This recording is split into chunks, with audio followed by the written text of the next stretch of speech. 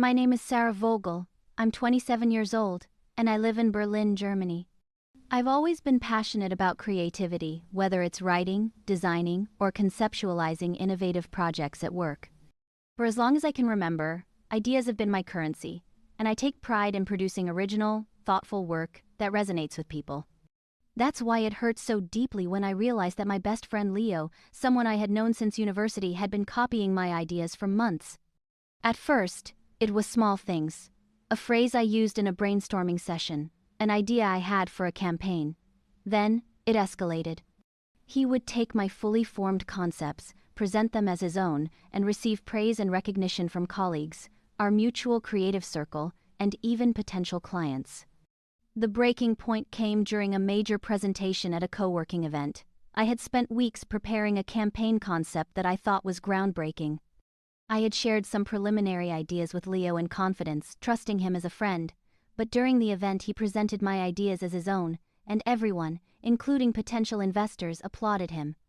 I sat in the audience, frozen with a mix of shock, rage, and betrayal. I realized something crucial in that moment. This wasn't just accidental imitation. This was intentional, intellectual theft, and it was happening repeatedly. Leo had been gaining social and professional capital at my expense, while pretending to be supportive and collaborative. From that instant, I knew I had to act, but not impulsively.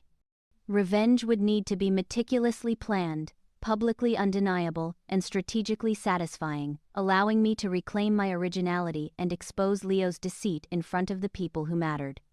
The game was on, and I was ready to play it carefully. Before acting, I needed proof, irrefutable evidence that Leo had been systematically copying my ideas. I started compiling everything: emails, sketches, drafts, and brainstorming notes, dating back months to establish a clear timeline of my creative work. Next, I collected instances where he had presented similar concepts publicly. I even reached out to a few mutual colleagues, subtly inquiring if they remembered the origins of certain ideas. Most were unaware, assuming he was the original creator. This gave me the edge I needed. Social perception had favored him, but reality was on my side. I also documented interactions where he pretended to support me. There were messages, casual coffees, and brainstorming sessions where he acted encouraging, all while taking mental notes of my ideas to later pass them off as his own. I started to notice a pattern: he was strategic, manipulative, and careful to avoid direct evidence of theft, which meant my evidence needed to be airtight. During these weeks, I was careful not to confront him prematurely. Leo had a talent for gaslighting and could easily turn the narrative if challenged too early. So, I focused on subtle planning, thinking about the perfect public forum where the truth could be revealed: a meeting, a social event, or a showcase where both of us would present work simultaneously. I had a growing collection of timestamps, sketches, and messages, proving that the ideas were mine, not his. I had the proof. Now I needed the right moment and method to execute the ultimate exposure. The opportunity came sooner than I expected. Our co-working hub announced a creative showcase for upcoming projects, an audience of peers, investors, and influential clients. Both Leo and I were invited to present. This was perfect timing. I began framing the presentation to subtly highlight my originality while keeping it professional, ensuring Leo couldn't preemptively twist the narrative. I prepared my slides carefully, including a few historical artifacts, rough sketches, notes, and emails strategically embedded into the presentation.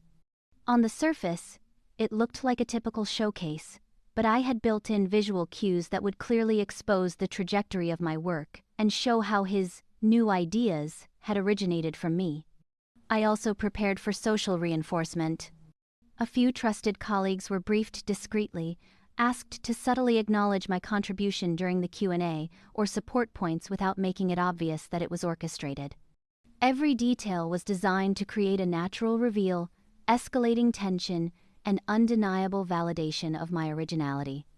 As the day of the showcase arrived, I felt a mix of anxiety and anticipation. I knew Leo would try to charm the audience, but this time, charm wouldn't be enough.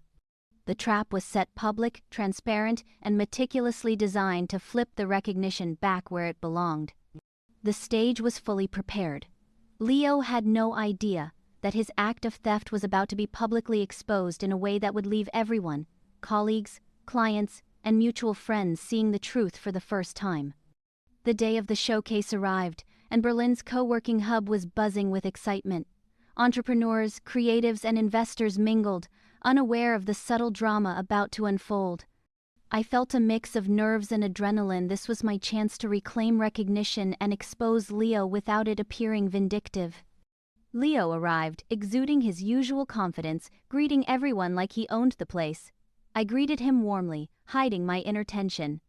The showcase began, each participant presenting their project while the audience applauded politely. When it was my turn, I stepped onto the stage, laptop in hand, and delivered my introduction with calm professionalism. I started with the concept behind my project, laying out the problem, the process, and my original vision. Nothing seemed unusual until I subtly displayed preliminary sketches and dated emails, embedded in the slides, showing the evolution of my work. Most audience members didn't notice immediately, but Leo's eyes widened. He recognized the material. He knew it was proof of what he had been stealing. I continued, presenting my ideas naturally, letting the audience connect the dots. Small murmurs of recognition spread across the room. People started whispering about the originality of the concepts. I maintained a composed demeanor, giving nothing away, but every word and slide reinforced the timeline of my creation. The trap was in motion. Leo was visibly tense, glancing at my slides, unsure how to respond. The audience was intrigued, starting to notice patterns, and I knew the moment of exposure was approaching. The stage was set for the first direct evidence reveal. After completing the initial presentation, I invited the audience to ask questions. Leo, predictably, jumped in first, attempting to insert himself into the discussion, framing the ideas as collaborative or partly his own. But I had anticipated this. I casually projected a side-by-side comparison of my original drafts and his final presentation materials from previous months. The similarity was undeniable. Slides, phrasing, and concepts mirrored mine almost exactly. The room went quiet. The murmurs turned into whispered confirmations. People were now realizing the pattern of idea theft. Leo tried to smile, making weak jokes about collaboration and inspiration, but the evidence was overwhelming. I followed up with screenshots of our private messages, where he had praised my work while secretly copying it. Friends, colleagues, and even potential clients were now fully aware of his manipulative behavior. I let the evidence speak for itself. No commentary, no dramatics, just facts. The audience's reaction was immediate: disbelief, whispers, and quiet validation for my originality. Leo was flustered, fumbling for words, trying to explain away what was now publicly undeniable. The tension in the room thickened. Leo's attempts to regain control fell flat as I continued presenting additional proof. I displayed timestamps, older drafts, and emails showing the exact sequence of idea development, emphasizing that my work had preceded his. Each new piece of evidence tightened the noose around his credibility. To further escalate, I invited a few colleagues to share observations they had made over the past months, subtle hints they had noticed about the similarities between our work. Their statements, though casual, reinforced the narrative and added social validation. Leo's composure faltered. His charm and confidence were no longer shields against the undeniable facts. I then delivered the final subtle twist, a side-by-side timeline showing when each project was first discussed and when he presented similar concepts publicly. The room reacted audibly, this time gasps, whispers, and exchanged glances. Leo could no longer deny the evidence. By now the audience was fully attentive, and Leo's confidence had completely unraveled. He fidgeted, trying to smile, trying to charm the crowd, but nothing worked. The social shift was palpable. The room was no longer just observing. They were actively recognizing the pattern of deception. I took a deep breath and addressed the room. I think it's important to understand where ideas come from and how collaboration can sometimes be manipulated. I want to show you something that clearly demonstrates the origins of these concepts. Then, I revealed the full timeline of idea creation, combining my earliest sketches, email drafts, and brainstorming notes, all marked with timestamps, alongside the dates when Leo had publicly presented similar ideas. The audience leaned in, gasps and murmurs spread. Colleagues who had previously assumed he was the original creator were now forced to see the truth.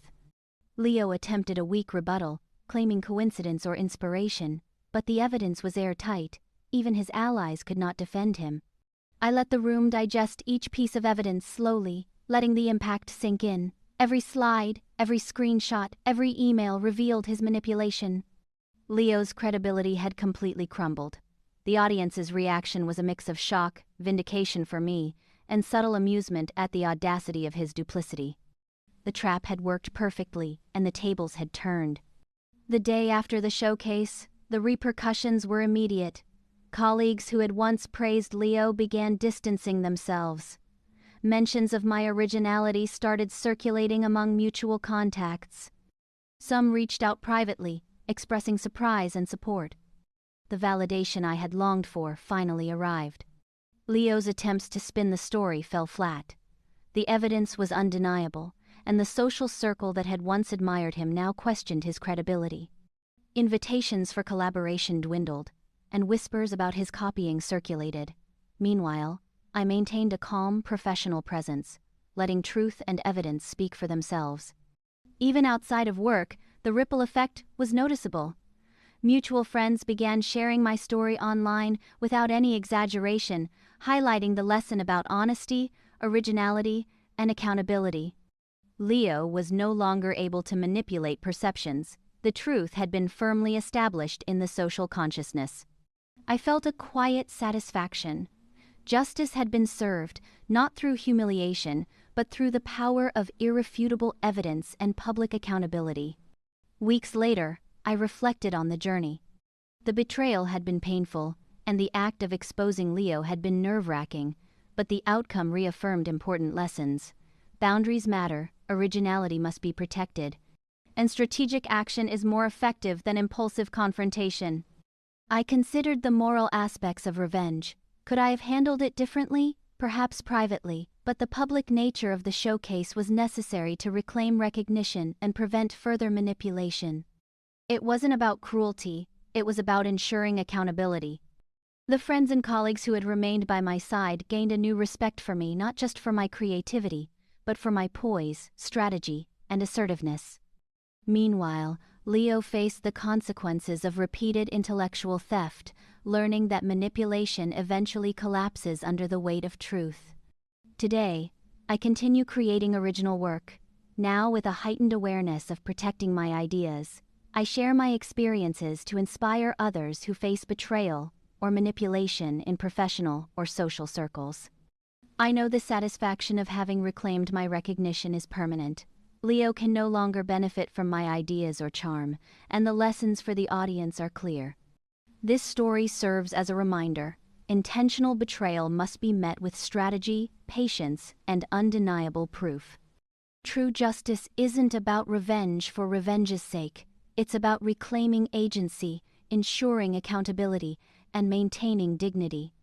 As I look ahead, I am stronger, wiser, and more confident in my ability to navigate betrayal with precision and integrity, knowing that true creativity and originality cannot be stolen without consequence. Thank you for being here.